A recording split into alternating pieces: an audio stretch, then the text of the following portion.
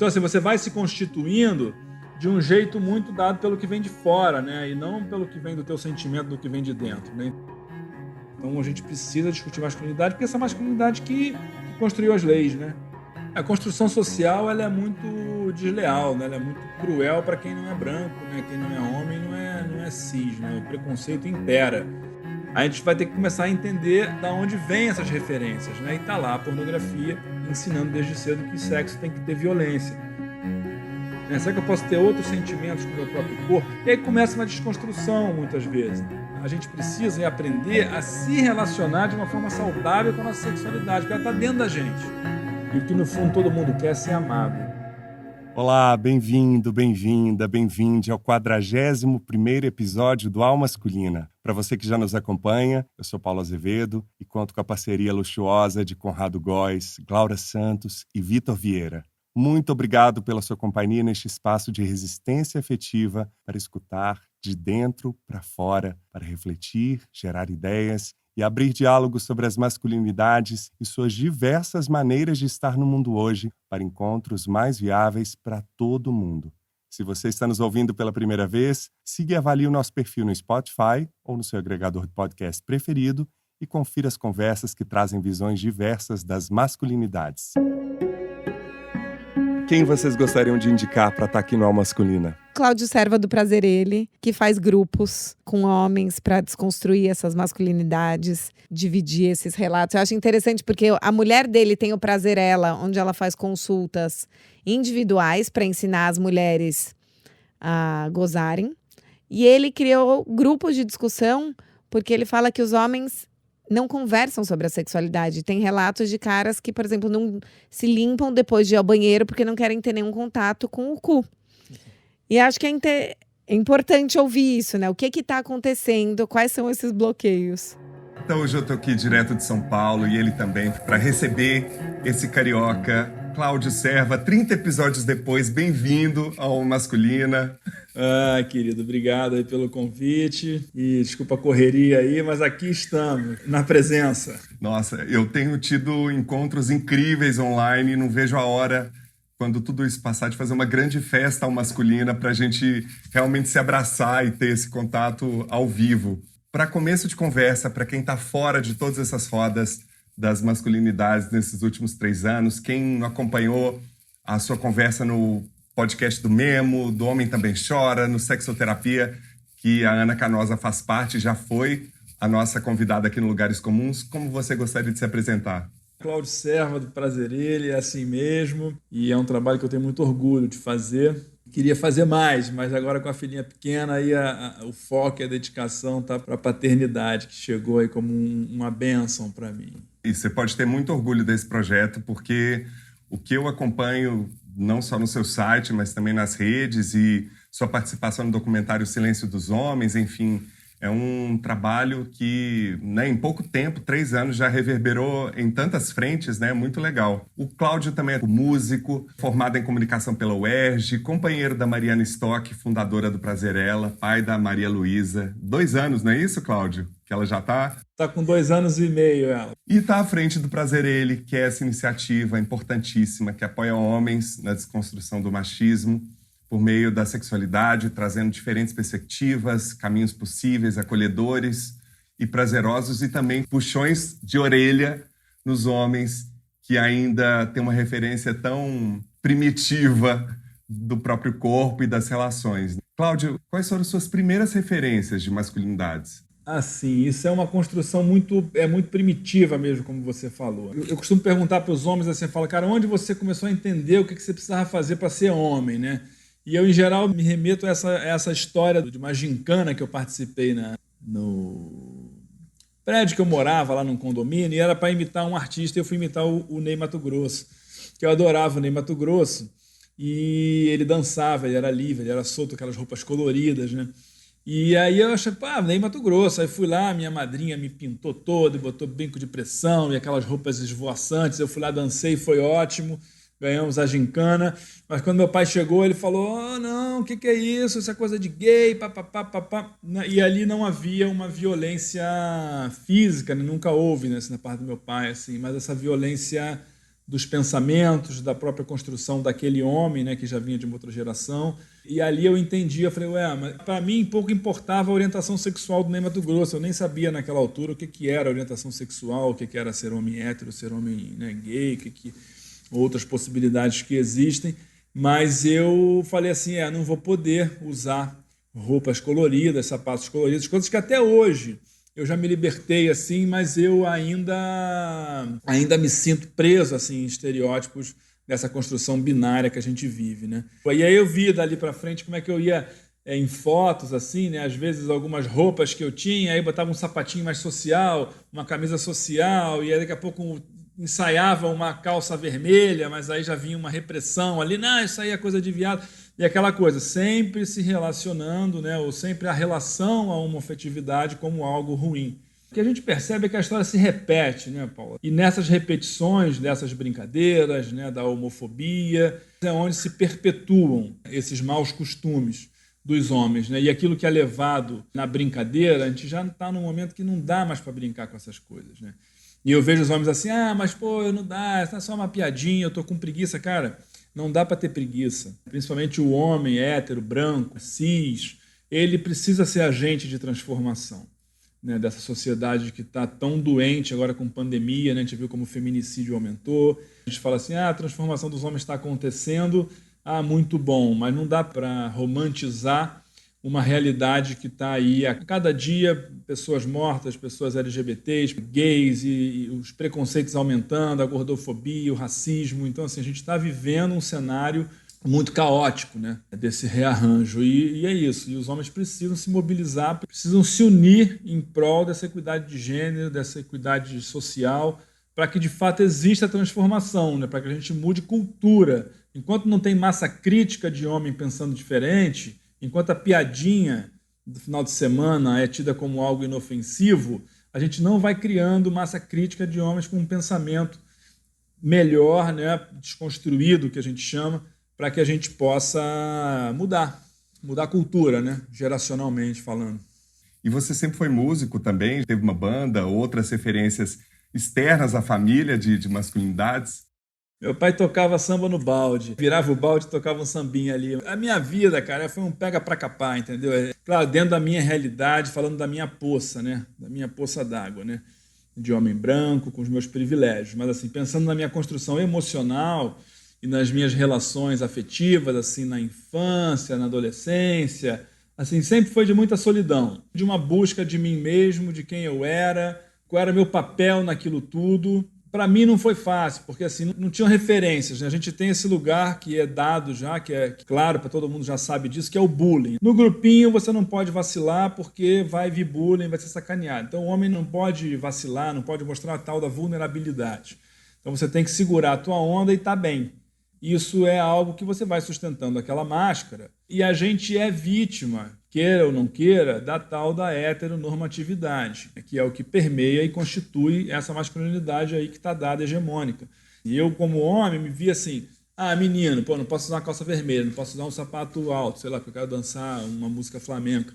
Nada pode, o que eu posso? Eu tenho que ser homem, tenho que ser macho, tenho que pegar as meninas, eu tenho que ser viril, tenho que ser provedor. Essa coisa do lugar do provedor também para o homem é um castigo quase. Então, assim, você vai se constituindo de um jeito muito dado pelo que vem de fora, né? E não pelo que vem do teu sentimento, do que vem de dentro. E eu e meu irmão, a gente nasceu num berço.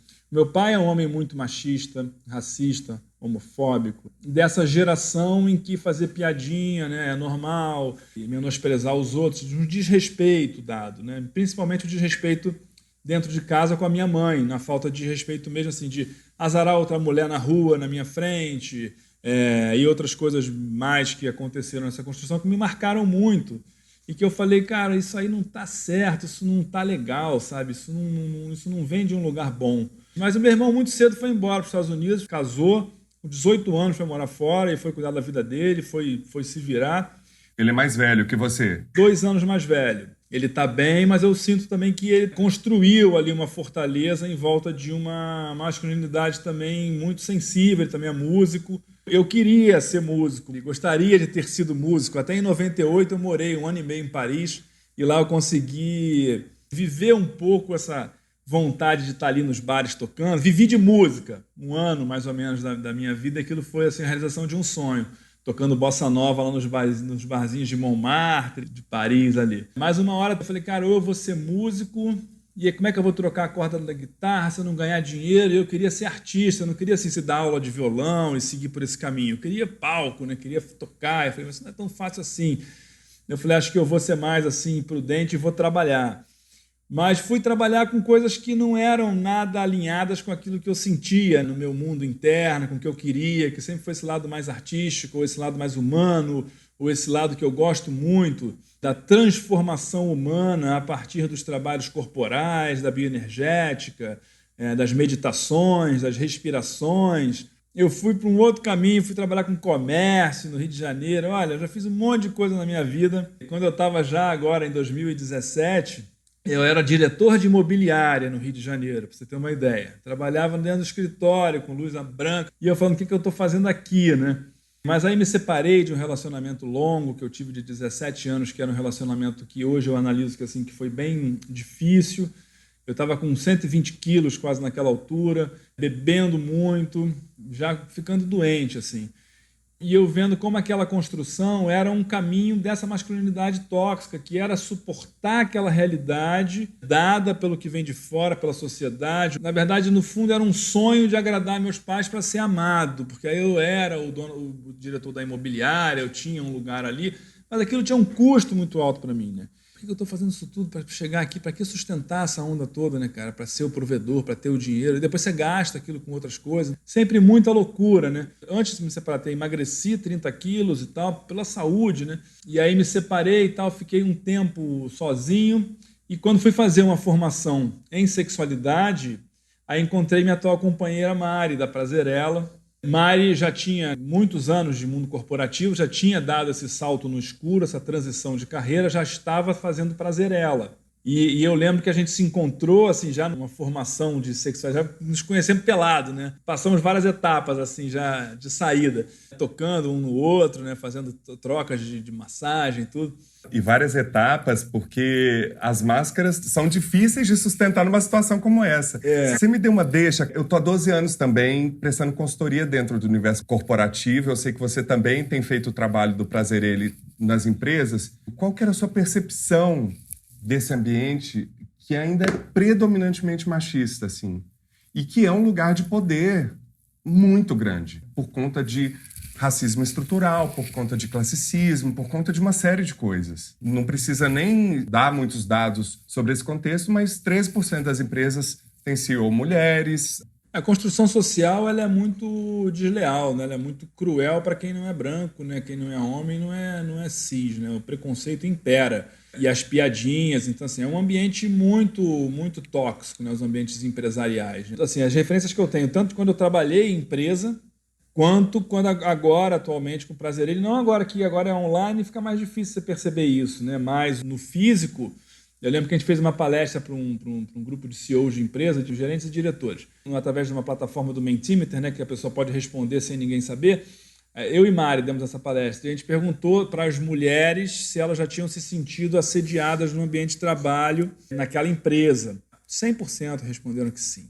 E é aquela piadinha que o homem não acha que não é escroto, entendeu? Então, e o cara está sendo machista, está sendo babaca. Você vai, faz o comentário pela roupa que a mulher tá, aquele lugar, né? Mexe com a recepcionista. E eu achei engraçado uma cena, uma vez um amigo meu, até que ele sempre mexia com a menina da secretaria lá, né? E um dia ela falou, não, e o cara é casado. E aí ela falou assim, não, vamos sair sim. Aí ele ficou, não, peraí, não, mas não era bem isso. Assim, ele só queria exercer aquele lugar, né, de suposta superioridade masculina, de poder ficar constrangendo o outro, né? Então, assim, eu acho que isso tudo melhora quando a gente começa a ter a possibilidade desses homens amadurecerem. É onde eu brinco, que eu escutei isso de um aluno num curso do Marcelo, e eu sempre repito, né, que ele falava que a gente não vive num patriarcado, a gente vive num meninarcado, porque é um bando de homem cronologicamente velho, mas emocionalmente, né, infantil. Ele fazia parte de um grupo muito legal, que é o Guerreiros do Coração, que fazem um trabalho de desenvolvimento, né, de ritualísticas, inclusive eles resgatam esses ritos de passagem que as mulheres fisiologicamente têm através da menarca, né, primeira menstruação, tem aquela marca, né, de que ali chegou um momento em que aquela infância vai se transformando num outro momento.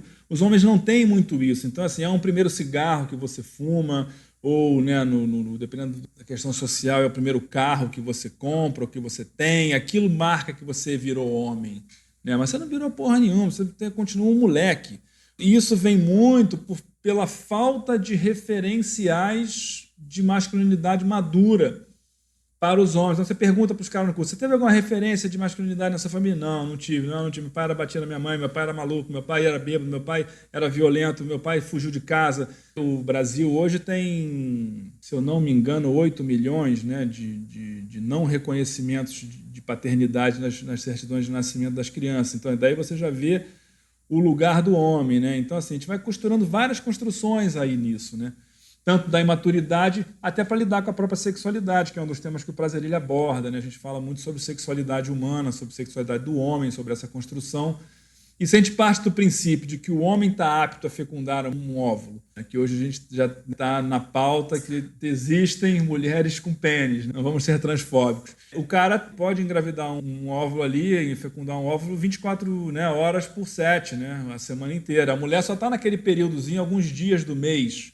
Mas a pílula anticoncepcional é para a mulher. Então aí a gente começa a entender toda a estrutura patriarcal, que a gente precisa olhar para ela e trazer reflexão para os homens sobre isso, né, cara? Porque o que eu vejo nos homens brancos, principalmente hétero e com classe média alta, é que os caras não refletem, porque nunca precisaram refletir. Né? Então tem suas dores, tem seus desamores, tem seus dissabores, das suas construções, da sua falta de relação com seus sentimentos, falta de uma intimidade com que ele vive emocionalmente. Mas, porra, não tem reflexão nenhuma social, né? Política, de equidade, não entende nada. Aí quando o cara começa a refletir, parece que cai um monte de ficha. As placas tectônicas todas se movendo. Você tinha consciência disso nessa época? Ou era um incômodo que te fez buscar autoconhecimento, que te levou até um programa ou uma iniciativa voltada para a sexualidade? Eu não tinha consciência nenhuma também, assim como os caras. Por isso que eu tenho compaixão e paciência, porque eu não tinha, e muitos anos não tive, e acabei reproduzindo tranquilamente machismos, né, tanto de ser o pegador, um monte de comportamentos que me eram assim de boa, porque eu era homem, ninguém ia falar mesmo nada sobre aquilo. E só que eu, dentro de mim, eu ficava, cara, mas isso não é bom, isso não é legal. Eu fui procurando querer entender, né? Até uma hora que deu uma virada de chave. Mas a virada de chave foi mais forte agora, em 2017 mesmo, quando nasceu o Prazerilha, né? Que ele nasce da Prazerela, nasce numa conversa que eu tenho com a Mari, porque ela já fazia Prazerela muito estruturadamente, começando com encontros de mulheres, assim, num salãozinho e tal, uma coisa bem pequena, assim, ainda começando, um brotinho ali nascendo.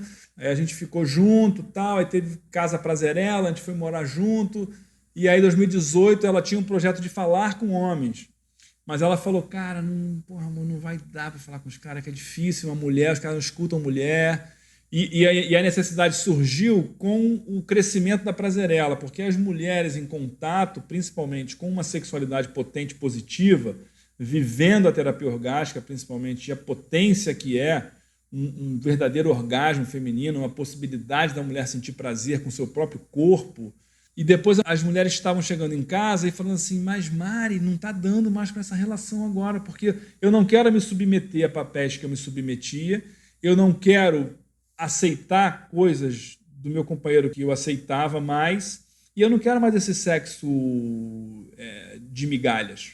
Né? Os homens, de novo, atrás, né? E aí ela falou, faz o Prazerilha. E aí nesse período eu tinha saído da imobiliária e estava naquela transição de carreira, mudei para São Paulo, tudo. Aí eu falei, quer saber? Aí a Mari é muito prática, né? Ela fez a logomarca e fez assim uns 3 ideias de post e falou, vai meu filho. E aí eu falei, eu fui, né? Também eu fui, cheguei lá e fui.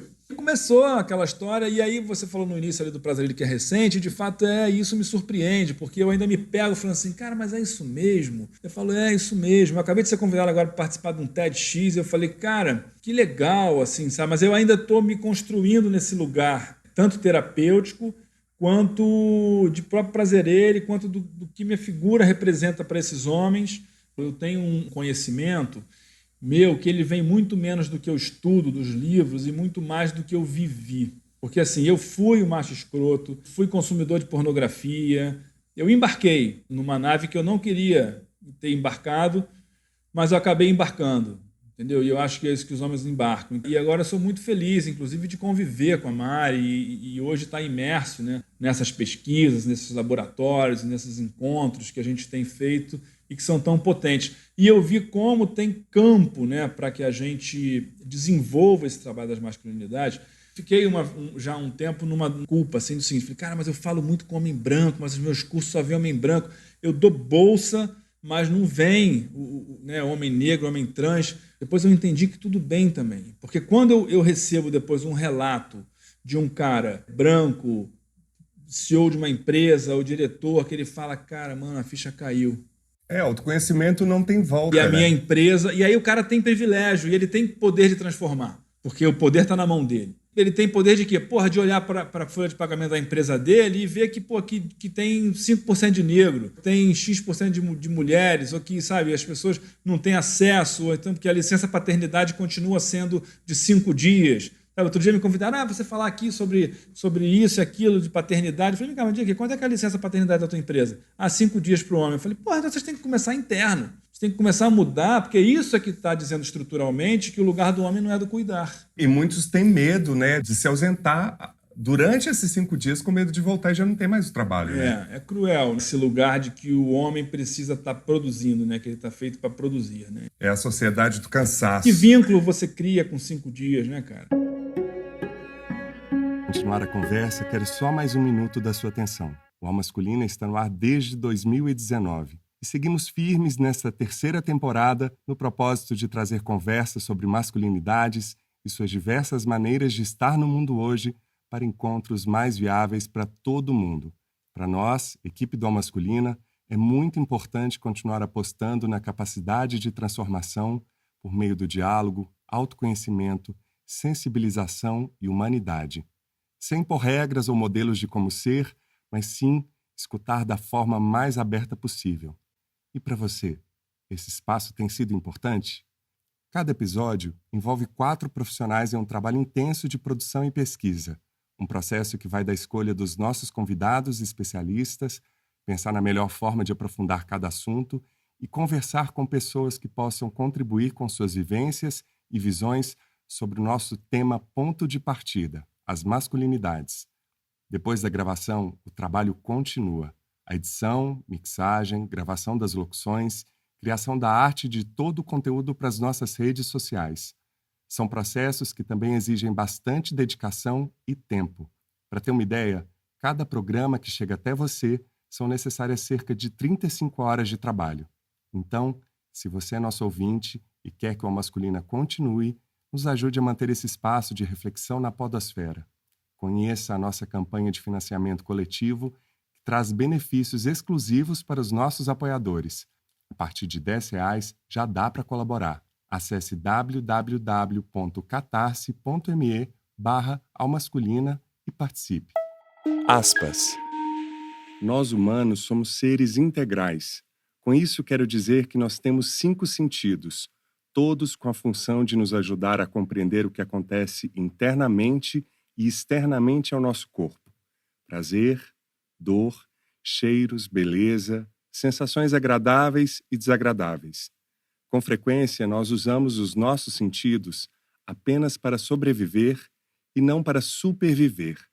Suprimimos a supervivência dos nossos sentidos, o desfrute, muitas vezes pela correria da vida, pela necessidade de sobreviver. E, claro, acabamos repetindo esse comportamento com a nossa intimidade. Não nos conectamos conscientemente com o cheiro do nosso parceiro ou parceira, por exemplo, ou com os sabores daquela pessoa. Não nos conectamos com o olhar, tanto no sentido de perceber a pessoa junto de você, quanto no sentido de perceber internamente o que você está sentindo.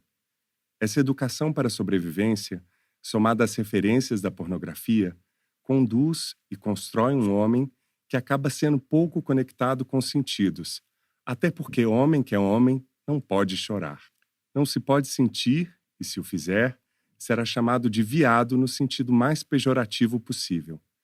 No lugar de sentir conscientemente com todas as nuances, possibilidades e potências dos nossos sentidos, nos limitamos muito o sentir do corpo ao genital, e o prazer vai parar na fantasia. Isso cria um falso centro sexual na sua mente, que é quando você precisa sair da percepção real dos sentidos e fantasiar para ter prazer. Ou seja, quem tem prazer é a sua mente e não seu corpo. Artigo: um exercício para ampliar a sensibilidade e o repertório na vida sexual, de Cláudio Serva, publicado no Papo de Homem. É muito chique quando o aspas é do próprio convidado, né? Vai aí, Cláudio! Legal, legal. Esse texto aí foi uma parceria que a gente fez no lançamento da turma do Potência Sexual, Masculinidade Saudáveis. Uma narrativa que a gente sempre procura trazer, eu acho que básica assim, de construção dessa sexualidade do homem, né? É que a gente pula esse primeiro capítulo, que é a exploratória da sexualidade como uma experiência da tua individualidade. Então, assim, o homem não sabe, os meninos não sabem, não tem espaço para explorar os sentidos. Por exemplo, quando era criança, eu adorava ficar na beira da piscina ali, num clubinho que a gente ia, botava as mãos assim e sentia que saía água bem no meu genital, assim, ó. E eu ficava ali sentindo aquela sensaçãozinha gostosa, que delícia. Aí até que me flagraram ali, e falaram, sai daí, moleque safado, não sei o que, reprime. Então você reprime aquela possibilidade. Eu estava ali sem maldade, não estava pensando em ninguém, era uma criança ainda, estava sentindo, estava numa exploratória da minha sensorialidade, do meu corpo. E o que a gente sabe é que hoje o consumo de pornografia está se dando aí a partir de 10, 11 anos de idade, até 9 em algumas pesquisas. Mas, 12 anos já teve algum contato com essa sexualização, porque esse indivíduo, essa criança, não tem estrutura emocional nem psíquica para ter contato com aquilo que ela está tendo. Mas ela tem. E aquilo atravessa a formação dessa sexualidade e distorce o que poderia ser um entendimento sobre o sexo. Ou sobre o que futuramente ela viria a viver numa experiência com uma outra pessoa, né? E fora esse referencial em tudo, né? Na publicidade, nos games, de violência e de objetificação de tudo, né? E a vida vale muito pouco nesse sentido, a disputa é muito acirrada. Dentre os cursos que você ministra, Cláudio, tem um que é o Sexo e Sexualidade, tudo que seu pai não te ensinou. Esse nome é um achado. E numa entrevista você disse que a educação machista faz com que guardem mágoas em relação à paternidade. Onde você foi buscar e quem te ensinou o que seu pai não te ensinou? Cara, eu vi, né? E eu vejo até hoje, né? Eu lembro que meu pai mora fora, ele mora nos Estados Unidos, né? E aí, uma vez ele veio para cá, para o Brasil, e aí ele chegou no aeroporto e ele falou, quer dizer que o nome do seu curso é Sexo, Sexualidade, tudo que seu pai não te ensinou, né? Eu falei, pois é, cara, e aí agora? O que a gente faz com isso, né? Quer fazer, pai? E ele continua sem saber ensinar, não ensinaria novamente. Continua reproduzindo lá um monte de coisa. Então, assim, isso até é um outro lugar que eu converso muito com os homens, assim, como é que eu humanizo esse pai? Porque, assim, hoje eu faço um exercício, um esforço, e eu falo para ele isso, de manter o contato, porque eu tenho uma filha. Então, eu quero respeitar esse contato com a ancestralidade dela. Minha filha sabia que ela tem o avô, e o meu pai também, que ele existe, é o avô, é o vovô, e ela adora o vovô, fala no WhatsApp ali e tal, conversa com a vovó, com o vovô, e tudo bem. E esse espaço desse afeto, ele é lindo, ele é sagrado, e eu quero guardá-lo. Mas eu não consigo trocar 5 minutos de conversa com meu pai, nem consigo saber das coisas que ele posta no Facebook dele, porque eu tenho até vergonha. Mas não cabe a mim julgá-lo como pessoa. As escolhas que ele quer fazer são dele, sinto muito. Eu tentei, desde criança, eu tentava falar algumas coisas, mas nunca reverberou, nem semearam transformações, ou pelo menos que vieram à tona. Assim. Poucas coisas mudaram. Humaniza esse pai, vê que ele é um ser humano, uma pessoa que está ali lidando, me deu a vida, honro isso, mas daqui para frente eu vou olhá-lo como uma pessoa, como um ser humano. Eu falo, cara, aqui você tem que me apresentar. O que você está me apresentando não está legal, então, para mim, eu vou dar limite. Mas a mágoa paterna, ela é algo que precisa ser olhado, precisa ser trabalhado, né? Porque, às vezes, os homens carregam essa mágoa e reproduzem essa mágoa. E o que, no fundo, todo mundo quer é ser amado. Só que a gente precisa achar o caminho do nosso próprio coração, que esse é um dos propósitos dos cursos do Prazer Ele, né? Que, no final de tudo, a minha intenção é que esse homem saia dessa casca, dessa máscara e consiga vindo para um homem mais essencial, né? O que ele viveu ali, aonde ele se perdeu, né?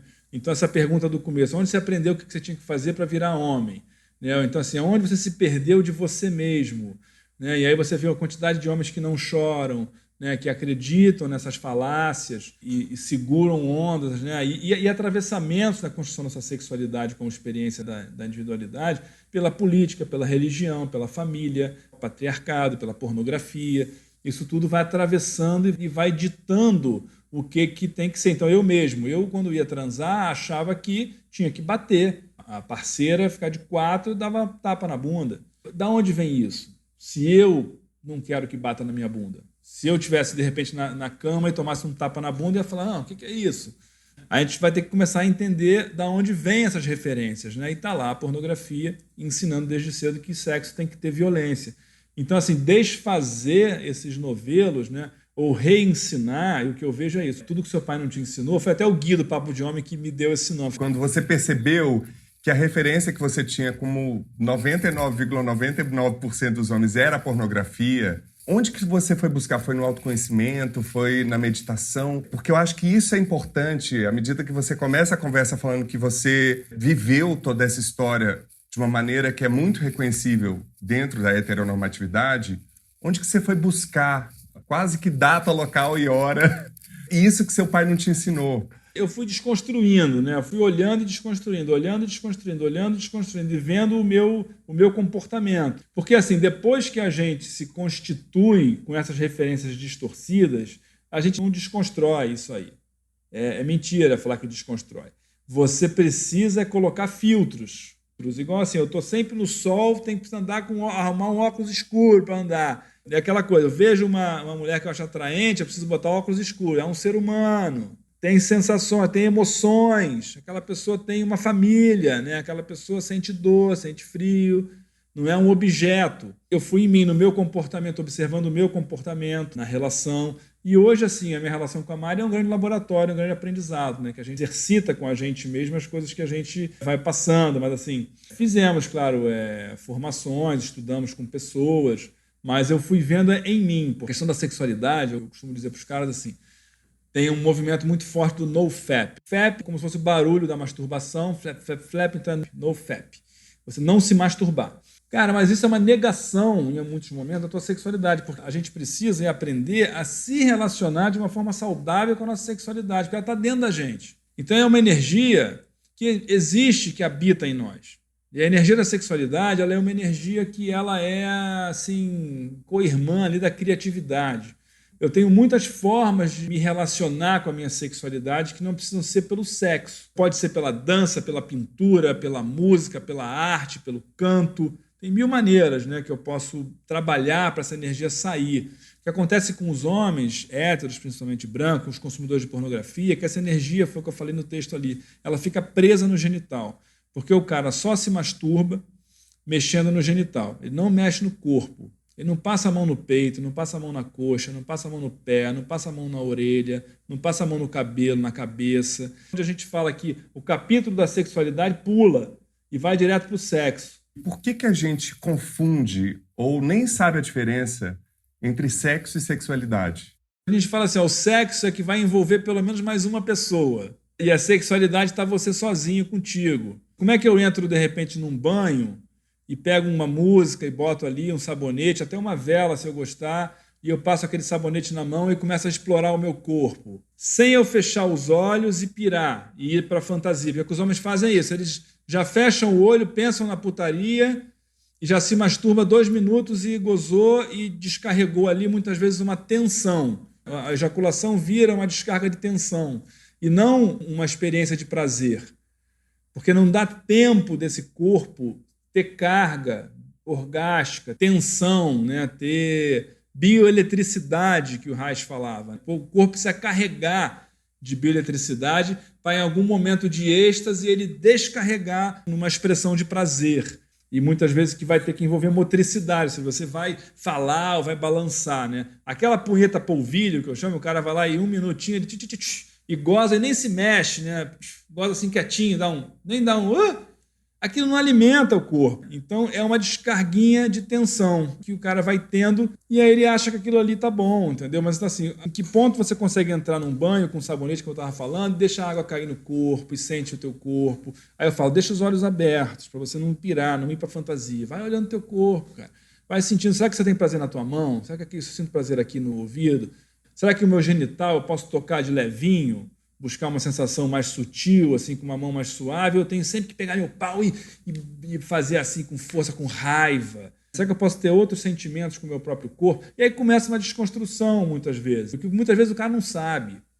E como ele não é permitido, autorizado se explorar, porque aí é coisa de viado, vou virar mulher. Então, assim, prazer anal, dedo no cu. Então, os caras não querem nem, ficam morrendo de medo de falar. Quando você fala, é um silêncio na sala, assim. Então, eu inclusive, no presencial, eu preparava a turma para poder falar de prazer anal. Porque era um constrangimento muito grande, que a maioria é homem hétero, branco. Aí você fala de prazer anal, os caras não ouvem nem a respiração, assim, ó. Gente, mas ali é cheio de terminação nervosa. Aí passou aquela fase, comecei a falar de vulva, vagina, os caras tudo, legal, isso aqui. Prazer anal. Porque é isso, né? O cara acha que mesmo que uma mulher toque o ânus dele, ele vai questionar a orientação sexual dele. Então a masculinidade é frágil. Então vai lá no silêncio da noite, na calada de um banho, pega um sabonetinho, passa assim na entradinha, sente, vê o que você sente, se permite entender aquilo como uma zona erógena do seu corpo. Mas aí o que a gente precisa entender é que a desconstrução, quando a gente fala que a desconstrução é para todo mundo, é para todos, por quê? A construção patriarcal, misógina, falocêntrica, pornográfica, ela atinge a todos, homens e mulheres, na sua construção subjetiva. Então, é aquilo. Muitas vezes a mulher acha esquisito quando o cara começa a ter prazer anal, se aquilo já não estava na relação. Se é uma relação heteronormativa, se é uma relação monogâmica, se é uma relação ali daquele, né, papai e mamãe quadradinho. O cara chega para a companheira e fala, pô, amor, queria na hora que a gente fosse transar, você passar o dedo no meu cu. Ela vai falar, não, mas o que meu marido agora virou viado? O que tá vendo? Não, meu amor, o que é isso? Não quero, isso não pode ser assim. Vai precisar desconstruir também a cabeça do casal para entender que aquilo é uma coisa que faz parte do corpo. A reprodução do machismo é para todo mundo, né? Porque é social a estrutura, né? Mas pode ser que o cara não goste também. E aí tudo bem se você não gosta. O problema é você não falar que não gosta ou nunca nem tocar, né? Aquela brincadeira que o Souto falou ali no início. É uma pesquisa, né? Que os homens que não limpam a bunda, o cu, porque fala que quem limpa o quintal porque vai receber visita. Então eu acho importante a gente também falar sempre, tá todo mundo já desconstruído. Mas não tá. A gente tem uma bolha da internet, assim, ciclo de amizades, que esses assuntos já são mais corriqueiros e mais possíveis de acontecer. Mas nas casas aí da família brasileira, né, o machismo, o patriarcado ainda impera. Né? Acho que a gente precisava falar de sexo mais cedo, de sexualidade, de educação sexual. Porque quando a gente normatiza esse discurso de uma forma amorosa, de uma forma respeitosa, tudo fica mais fácil. Você vê, a minha filha hoje tem 2 anos e 5 meses. Ela fala a vulva da mamãe, o pinto do papai.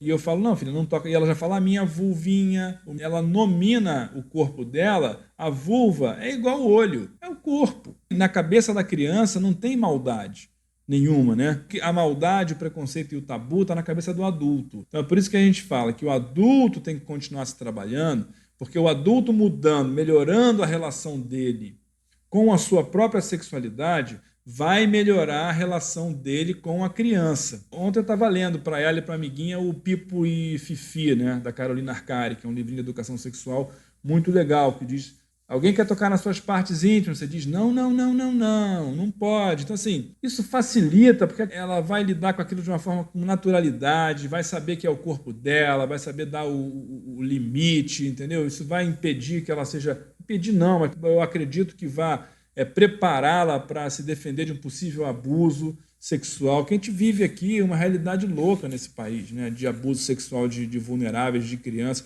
A gente tem regiões do norte do Brasil, nordeste, que isso é geracional. Os pais acham que têm direito a estuprar os filhos, né? Porque já foram estuprados por seus pais. Isso tem que acabar. Isso acaba com educação sexual, né? Isso acaba a gente falando disso de uma forma amorosa, acolhedora, respeitosa, mas aí bate em religião, bate em um monte de coisa, né?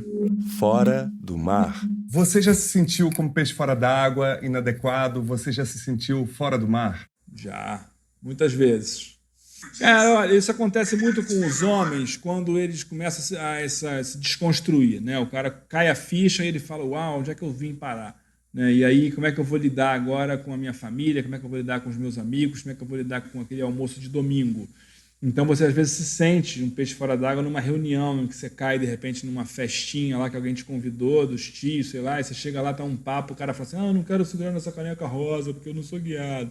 Aí eu olho assim, eu falo, e agora o que eu faço? O que você faz nessa hora, Cláudio? Eu tinha essa Olha, curiosidade sobre dependendo do você. contexto, cara, assim, eu não perco meu tempo. Sinceramente, eu não perco meu tempo, porque eu não vou ficar dando murro em ponta de faca, sabe? Assim, é esperar morrer. Não tem jeito, cara. E fazer transformação em quem está vindo. O Reich, no final da vida, começou a trabalhar com neném, com criança. Porque ele falou, cara, eu tenho que trabalhar lá na origem, antes dessa cagada se constituir. Porque depois que constituiu esse sujeito com essas crenças, fica muito difícil de você lidar. Cara, é uma transição.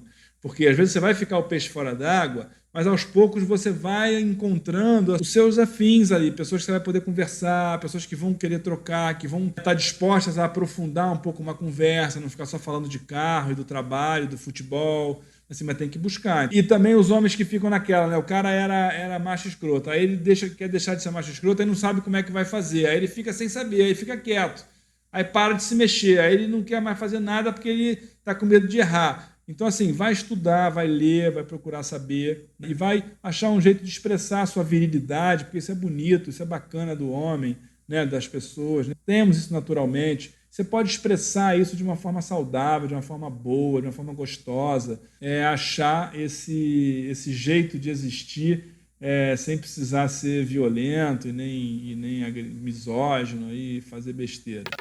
Cá entre nós. E por que é importante discutir sobre as masculinidades? É urgente, é necessário, né? Porque a gente precisa mudar, não dá mais, né, cara? Não dá mais. Tá ruindo, tá ficando ruim, cada vez pior para os homens, porque o movimento feminista, né, para os homens héteros, falando da perspectiva do homem hétero, né? As mulheres estão avançando, estão ganhando consciência sobre seus corpos, sobre o seu lugar, sobre os seus direitos, e assim, o cara vai ter que mudar. A gente viu e vê, né, inclusive por isso a gente fez o curso juntos, eu e Maris, né, o Prazerela e Prazereira, essa parceria, porque a gente entendeu como essa construção patriarcal ela se institui dentro da monogamia compulsória, se é que a gente pode chamar assim. Né? Então as relações, elas passam a pessoa está se relacionando, mas ela passa a querer que aquelas dinâmicas patriarcais, né, que o homem é o provedor, a mulher cuida da casa, o cara mete, goza e dorme, a mulher não tem prazer. Essas dinâmicas vão se dando ali na intimidade do casal e vai virando um monstro embaixo do tapete, né? Então, como é que a gente chama um monstro para conversar? E aí os caras, principalmente brancos, hétero e com grana, eles falam assim, não, mas eu não preciso pensar nada disso, para mim tá bom. Só que, de repente, o cara está se deparando com um casamento que está ruindo, está se deparando com um relacionamento que não está bom, com um sexo que não está legal. Aí começa uma série de reflexões. Então a gente precisa falar porque está ruim para as relações, está ruim para as pessoas negras, LGBTs, está todo mundo morrendo, assim. Então não dá mais para sustentar essa masculinidade hegemônica que tanto destrói, né? E destrói o próprio homem também, né? A gente vê que as dores dos homens são enormes. Assim, eu acho que é um movimento inicial, quando começa a reflexão da masculinidade, o cara olha para o próprio umbigo. Mas aí ele começa a ficar, porque eu sofri, porque meu pai, porque isso, porque eu achava que o super-herói, porque não sei o que. Tá bom, mas uma hora você vai ter que precisar levantar a cabeça, tirar do buraco e falar assim, mano, olha quem tá do lado, cara. Sabe assim, você nunca pensou que o teu filho, você tem que preparar o teu filho, porque o teu filho negro, que a primeira vez que ele sair na rua, ele vai tomar um enquadro da polícia. São outras realidades que a gente precisa evoluir, né, avançar nessa pauta. Porque assim, os homens estão discutindo sobre masculinidade, o discurso está aumentando, assim, tá ganhando cada vez mais corpo, eu percebo isso, mas as pessoas continuam morrendo, né? As mulheres, os negros, os LGBTs, assim, essas realidades são muito mais complexas quando você pega um olhar pela visão do homem negro, por exemplo, né? Muito mais massacrante, né, para esse homem, né? A hipersexualização do homem negro, ao que se falar da mulher negra, né, na sexualidade. Então a gente precisa discutir masculinidade, porque essa masculinidade que construiu as leis, né? Então é ela que tem por direito que também desfazer ou criar novas, né? Ou dê espaço para que as pessoas entrem, cheguem e criem as suas leis, as suas possibilidades de viverem livres e felizes, né, cara? Por favor, e para ontem. Escuta aqui. Querido, chegamos no momento das dicas. Estou curioso para saber as suas, livros, filmes, documentários, o que você quer trazer aqui pra gente. Legal. Você falou de alguns episódios de podcast que eu acho muito legais, né? O Sexoterapia, do Mamilos. O próprio conteúdo que você está fazendo aqui, né, Paulo, está muito maravilhoso, é ótimo. As discussões estão avançando, mas o cara fala assim, o que você recomenda? The Mask You Live In. Você ainda acha nesses Streamio, nessas plataformas de vídeo, você encontra, às vezes, em inglês, sem legenda, mas é um conteúdo muito bom. Mas tá aí O Silêncio dos Homens, que é um documentário que eu acho muito bacana. E outro documentário feito também pelo Papo de Homem, né, em parceria lá com os apoiadores, com os patrocinadores, que é o Precisamos Falar com os Homens também, que é uma discussão sobre gênero muito interessante.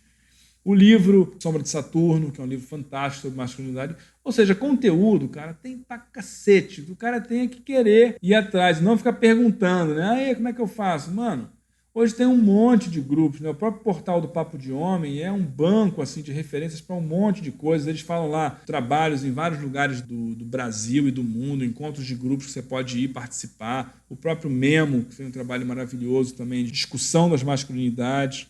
É saber usar bem o Google, né? Você falou do A Sombra de Saturno, a gente mencionou aqui no último Aspas com o convidado Cacau Holden, e é um livro que dá vontade de sair distribuindo, né? Porque é uma linguagem fácil, é um autor genial que consegue trazer a própria vivência e outras referências tantas, não só do período dele na clínica, né, atendendo, mas também da cultura, assim, né, de como que ele vai ressignificando essa ausência do referencial paterno que os homens trazem dentro de si e essa dificuldade com o próprio feminino, né, com a própria ânima.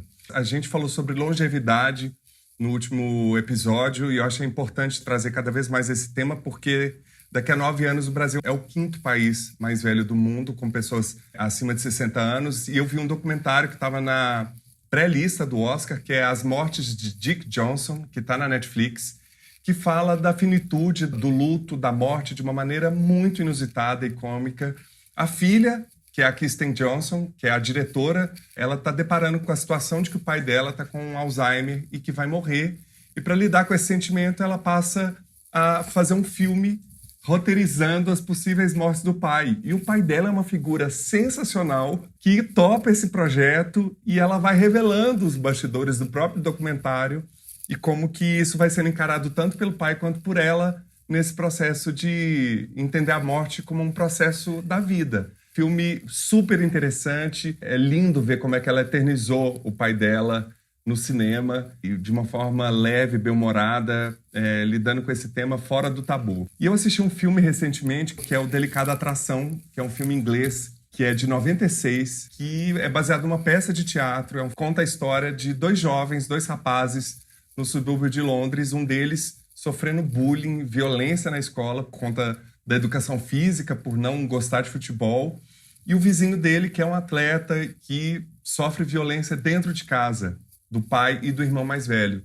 A partir do momento que a mãe de um deles começa a acolher o outro, começa a criar uma relação entre eles que eles vão se descobrindo nessas fragilidades, nesses contextos de violência, de uma forma muito linda, muito bacana de ver. Um deles é filho de uma mãe solo e o outro é filho de pai solo, e como que esses dois se encontram e se apoiam nessa fase tão complexa e tão cheia de nuances aí que é a adolescência. E é o filme de estreia da diretora de outra série que é genial, que é Normal People, Hattie McDonald. E o outro filme que também já é um clássico para discutir sobre as masculinidades é o Closet, que é uma comédia francesa divertidíssima, com um super elenco, que conta a história de um homem que está divorciado há 2 anos e ele permanece apaixonado pela mulher, que acha ele chato, o filho acha ele chato, e ele vai ser afastado dessa empresa e ele conhece o vizinho que cria com ele uma estratégia de dizer que ele é gay para que ele não seja demitido dessa empresa, que tem medo de que essa empresa sofra retaliação do movimento LGBT por conta dessa demissão dele. E aí, para manter essa farsa, acontece uma série de reviravoltas, o entorno dele se movimenta com essa revelação, entre muitas aspas. Mais do que isso é spoiler. É muito curioso ver como é que essa situação que ele cria reverbera no ambiente dele de trabalho, na relação com a ex-mulher, Me lembrou de 2 filmes, tanto do Eu Não Sou um Homem Fácil, que já é um filme, tá um pouco, né, datado já, mas é um filme incrível. É maravilhoso, é uma comédia deliciosíssima. Continua na Netflix, eu acho, né? Continua. E assisti recentemente o Tigre Branco, que eu acho que, assim, uma coisa interessante é que essas discussões sobre masculinidade, quando cai a ficha e começa a ampliar essa possibilidade, você vai pensar em racismo, você vai pensar em interseccionalidade, você vai pensar em outras esferas para além da masculinidade. E o Tigre Branco eu achei incrível, um filmaço. Concorreu ao Oscar de roteiro e é uma super produção em que retrata essa masculinidade ainda na juventude, né? A transformação dele, como ele lida com a violência, e também está disponível na Netflix. E isso que você está falando da interseccionalidade, a gente sempre tenta trazer as dicas mais diversas, e recentemente eu terminei de assistir uma série que chama Sankofa, a África que te habita, de 2020, do ano passado, que está na Netflix, e que fala sobre a escravidão em base numa expedição feita por um fotógrafo e um historiador por 10 países na África, mostrando a estreita relação entre Brasil e África. Eles revelam, ao longo dessa expedição, um outro lado da história da escravidão, como que essa influência é o Brasil, né? O Brasil é feito disso, dessa cultura, dessas influências, e nega isso, inclusive, contrariando a lei que obriga o ensino da história da África e de toda essa cultura negra que a gente tanto nega. E vale ressaltar que o Rio de Janeiro foi a cidade que mais recebeu africanos escravizados no mundo, cerca de 5 milhões. Ou seja, gente, é tudo que você deveria ter aprendido na escola, compacto em 10 episódios, curtos, de 25 minutos, muito linda. E não perca a segunda e última parte dessa conversa na próxima semana. Cláudio Serva comenta o quadro Lugares Comuns, responde a pergunta enviada por um convidado especial e muito mais. Siga as nossas redes sociais, no Twitter e no Instagram, @almasculina, e se inscreva no nosso canal no YouTube. Também visite nosso site e conheça todos os episódios na íntegra, além da transcrição do Aspas, Lugares Comuns e as dicas do Escuta Aqui. Anote aí, www.concultura.com.br/almasculina. Comente, compartilhe os posts e leve a Almasculina para mais gente. Colabore para manter o Almasculina no ar por meio da nossa campanha de financiamento coletivo. Saiba mais no site www.catarse.me/almasculina.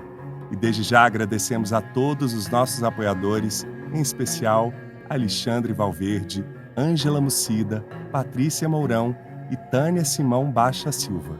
Gostaria de agradecer aos nossos convidados, Cláudio Serva e Altaíde Souza. E também não posso deixar de agradecer Soltos S.A., Soraya Azevedo e a todas as pessoas que acompanharam a gravação ao vivo deste episódio pelo nosso canal no YouTube. Acompanhe as próximas. O Masculino é feito graças a Conrado Góes na trilha sonora original e mixagem, @Conza01, Glaura Santos na identidade visual e arte, @Glaura Santos, Vitor Vieira nas fotos, @Vitor Vieira Fotografia, e eu, Paulo Azevedo, na idealização, roteiro, edição e apresentação, @Paulo Azevedo Oficial. Esse podcast é realizado pela Concultura. E você que nos deu o prazer da sua companhia até aqui, muitíssimo obrigado e até semana que vem.